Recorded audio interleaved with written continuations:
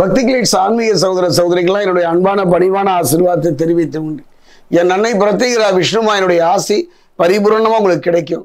பக்தி கிளிட்ஸ் மூலமாக நான் சொல்லி வருகின்ற இந்த சோழி பிரசன்னம் உங்கள் வாழ்வில் ஒரு நல்ல ஒரு துணையாக அமையும்னு நான் நினைக்கிறேன். நீங்கள் பக்தி கிளிட்ஸை சப்ஸ்கிரைப் பண்ணுவீங்கிற ஒரு நம்பிக்கை எனக்கு எப்பவுமே உண்டு.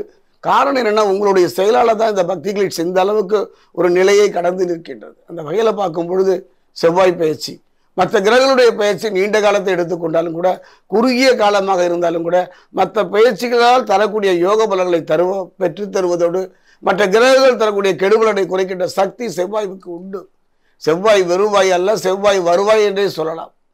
செவ்வாயை பற்றி சொல்லணும்னா, ஒரு மனிதனுக்கு செவ்வாய் சிறப்பாக அமைந்து விட்டார் மிகப்பெரிய ஒரு தாக்கத்தை ஏற்படுத்தும். அந்த வகையில் பார்க்கும் பொழுது செவ்வாயை பொறுத்த வரைக்கும் தனுசு ராசியிலிருந்து மகரத்துக்கு பயிற்சியாகிற ஒரு அருமையான சந்தர்ப்பம் மிதுன ராசிக்கு. மிதுனத்தை பொறுத்த வரைக்கும் மிருகசிரீஷம் 3 4, திருவாதிரை புனர்பூசம் 1 2 3 அருமையான ஒரு நல்ல வாய்ப்பு. அதே மகர செவ்வாயாக அவர் இருக்கின்ற போது எப்படி இருக்காரு பார்த்தீங்கன்னா, 16/3/2024 முடிவு வரை அவர் மகர செவ்வாயாக மிதுன ராசிக்கு அற்புதமான பலனை தருவாரா சோழி பிரசனத்தில் பார்க்கலாம்.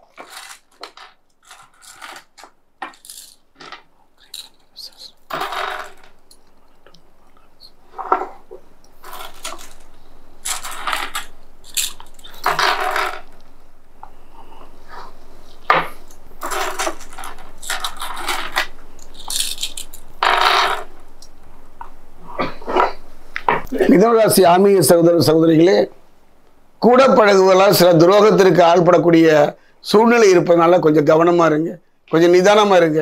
யாரை நம்பினீர்களோ அவர்களே முதுகலை குத்துகின்ற ஒரு சூழ்நிலை, நம்பிக்கை துரோகம் என்று சொல்வார். கூட இருந்து குழிபறித்து நம் வாழ்வுக்கு மிகப்பெரிய ஒரு களங்கத்தை கூட கற்பித்து விடுவார். கவனமா இருங்க. காரணம், இது இந்த காலகட்டம். இந்த மகர செவ்வாய் இதை உணர்த்தும், எதிரிகளை உணர்த்தும், நம்பிக்கை துரோகங்களை காட்டி கொடுக்கும். அந்த வகையில் பார்க்கும்பொழுது மிதுனத்தில் இருக்கக்கூடிய ஆண்களாயினும் பெண்களாயினும் கொஞ்சம் கவனமாக இருங்க. மனவிட்டு எதையும் பேசிடாதீங்க. உங்கள் அந்தரங்க விஷயங்களை எல்லாம் அவளோடு கலந்து ஆலோசிக்காதீங்க. நீண்ட தூர பயணங்களை போகும்போது கொஞ்சம் கவனமாக இருங்க. நீண்ட தூர பயணங்களை இதுவரை இழுபறியாக இருந்து வந்த நிலை மாறி நல்ல முன்னேற்றம் பெறுவீர்கள். குறிப்பாக சொல்லப்போனால் இந்த மகர செவ்வாய் மிதுனராசிக்கு எதிர்ப்புகள் அகலும். இது ஒன்று போறாதா? செவ்வாயை பொறுத்தவரைக்கும் ஒரு சிறப்பை சொல்லிட்டுங்களாங்க. அதாவது பூமிகாரகன் மட்டுமல்ல, இரத்தகாரகன் மட்டுமல்ல, அரசு துறைகளில் நல்ல ஆதாயங்களை பெறணும், அரசு துறையில வேலையில் இருக்கணும், அரசு துறையில வேலையில் இருந்தாலும் கூட அது நிம்மதியா இருக்கணும், எதிர்ப்பு இல்லாம இருக்கணும். அதுக்கெல்லாம் காரணம் செவ்வாய் தான். என்னை பொறுத்தவரை மிதுன ராசிக்காரர்கள் ஒரு அருமையான சந்தர்ப்பம். அரசு வேலைக்கு முயற்சி பண்ணுங்க. அதிகாரம் படைத்த அரசு துறையில தீயணைப்பு துறை, காவல்துறையா இருந்தாலும் சரி, இல்லை அரசியலாக இருந்தாலும் சரி, ஆன்மீகத்தினுடைய உயர்ந்த நிலையாக இருந்தாலும் ஒரு நல்ல சந்தர்ப்பம். கவலையே படாதீங்க. நீங்கள் இனி இழப்பதற்கு என்ன இருக்கிறது? எல்லாத்தையும் தான் இழந்து நிற்கின்றோம். உடல்மையிலே உயிர் மட்டும் தான் இருக்கின்றது என்று சிலர் சொல்வார்கள் இல்லையா? அந்த உயிர் இருந்தாலே போதுங்க, அசைந்து விடலாம், எதிரிகளையே இல்லாமல் செய்து விடலாம். ஒரு அருமையான சந்தர்ப்பம். கீழே விழுந்துட்டீங்க, கவலைப்படாதீங்க. உங்களை யாரும் தூக்கி விடுவாங்க எதிர்பார்க்காதீங்க. உங்களை கை தூக்கி விடக்கூடிய ஒரு சக்தி செவ்வாய்க்கு உண்டு. அற்புதமான கிரகம். மகா கணபதியினால அந்த அங்கார பதவியை பெற்று முருகனே தெய்வமாக இருக்கின்ற ஒரு அருமையான ஒரு செவ்வாய். என்னை பொறுத்த வரைக்கும் சனி பகவானுடைய பாதிப்பா இருந்தாலும் சரி, மற்ற கிரகங்கள் நம்மை நடுங்க வைத்தாலும் சரி, எத்தனை அவமானங்கள் துயரங்கள் வந்தாலும் சரி, அடிவயிற்றுல பயம் வந்தாலும் சரி, செவ்வாய் இப்போ மிதுனத்துக்கு சிறப்பா இருக்க. அந்த வகையில மிகப்பெரிய ஒரு தாக்கம், மிகப்பெரிய ஒரு மாற்றம் கண்டிப்பாக ஏற்படும். நம்பிக்கை தாங்க வாழ்க்கை. கடுமையான நோயினால் பாதிக்கப்பட்டிருப்பவர்களுக்கு கூட அந்த மருத்துவ செலவு கூட படிப்படியாக குறையும். அந்த ரணம் ருணம்னு சொல்லுவாங்க. ரணம்னா பொண்ணு நோய், ருணம்னா கடன். கடன் வாங்கி வாங்கி வாங்கி உங்களுக்கு வாங்கினீங்களோ, இல்லை பிறருக்காக வாங்கி கொடுத்தீங்களோ, பிறர் வளர்ச்சிக்கு நீங்கள் துணையாக நின்று நீங்கள் மாட்டிக்கிட்டீங்களோ, அதுலேருந்து படிப்படியாக விடுபடுவீர்கள்.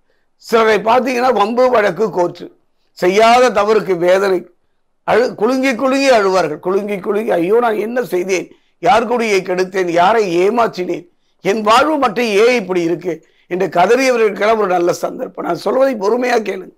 ஒரு அருமையான சந்தர்ப்பம். நிறைய பேருக்கு நான் சொல்லியிருக்கேன். வெறும் ஜோதிடராக மட்டுமல்ல, நான் எங்கெல்லாம் போகிறோம், நாங்கள் அவர்கள் என்னை சந்திக்கும் பொழுதெல்லாம் அவர்கள் மனசில் ஒரு சந்தோஷம். சாமி நீங்கள் சொன்னீங்க, நான் செஞ்சேன், இன்னைக்கு நான் நல்லா இருக்கேன்.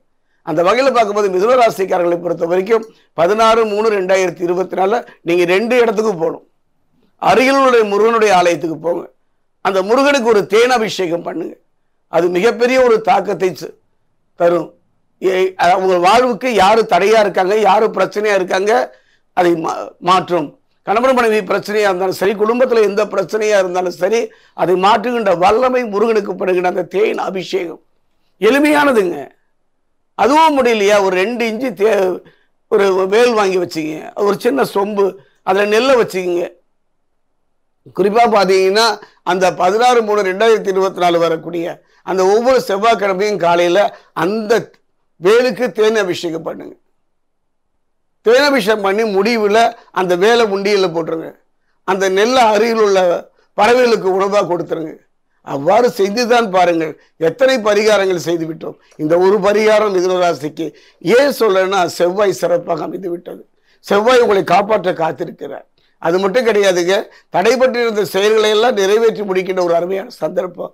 வியாபாரத்தை விரிவு செய்கின்ற ஒரு முயற்சியில் கவனம் செலுத்துகின்ற ஒரு காலகட்டம். பிள்ளைகளுடைய படிப்பு, திருமணத்தை பொறுத்தவரை சற்று கவனமாக இருக்கணும்.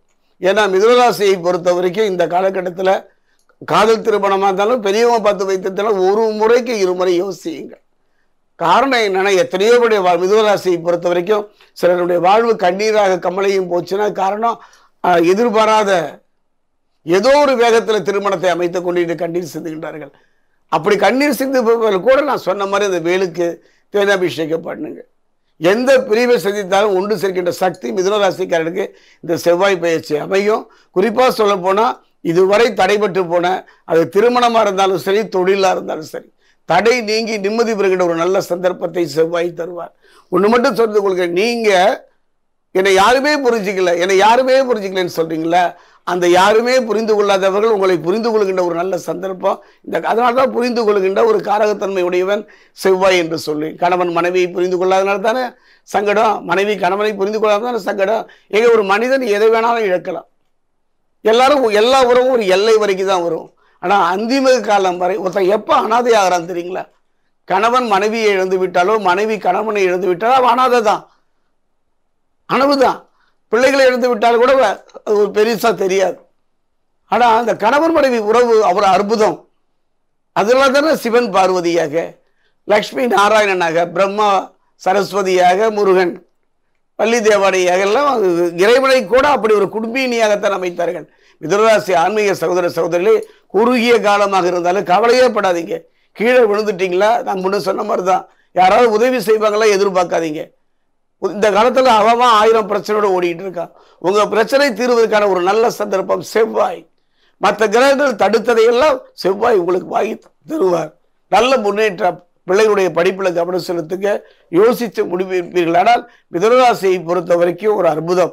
குறிப்பாக சொல்லப்போனால் மிதுனராசிக்காரர்கள் சனி பகவானுடைய பார்வை இருப்பதனால, சனி பகவானுடைய பார்வை யோககாரகன் ராகு கேது தந்த யோக பலனை குறைப்பதனால நீங்கள் ஒரு முறை திருத்தணிக்கு அருகில் இருக்கக்கூடிய பாதசனீஸ்வரர் ஆலயம் சென்று அங்கு இருக்கின்ற சிவனுக்கு உங்களால் பிடிச்ச ஒரு தேன், ஏங்க சிவனை வணங்கினாலும் முருகனை வணங்கினாலும் ஒன்று தானே. ஏன்னா சிவனுடைய நெற்றியில் இருந்து வந்தவன் தானே. இன்னொரு சிறப்பு சொல்லிட்டுங்களா, இந்த ஆலயத்தில் இருக்கக்கூடிய சிவபெருமான் சகஸ்ரலிங்கேஸ்வரராக ஒரே ஒரு சொட்டு தேனை ஊற்றி பாருங்களேன், 1000 லிங்கங்களை அபிஷேகம் பண்ண புண்ணியம். கடுமையான நோய், ஐயோ அனாத மாதிரி வாழ்ந்துட்டு இருக்கிறேன், யாருமே இல்லைலாம் கலங்குறீங்களா, கவலைப்படாதீங்க.